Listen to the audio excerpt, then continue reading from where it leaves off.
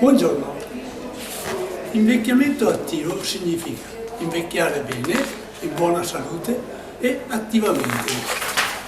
Per l'ANAC del Veneto non è solo un buon proposito, ma anche un impegno per una miglior qualità della vita riferita a ciascuno di noi e per tutti.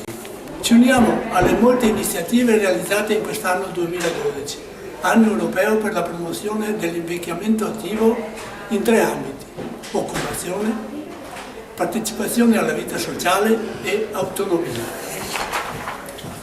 Non dobbiamo avere paura di invecchiare nel ruolo che occupiamo nella società a 60, 70 o 80 anni.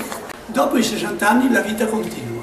La società sta apprezzando sempre di più il contributo offerto dalle persone della terza età. Vogliamo incoraggiare e sollecitare i responsabili politici e le parti interessate a intraprendere ad ogni livello azioni volte a migliorare le possibilità di invecchiare rimanendo attivi e potenziare la solidarietà tra le generazioni. Arrivederci dunque il 17 novembre al laboratorio degli Stati Generali Confartigianato del Veneto e dal convegno promosso da ANAC del Veneto.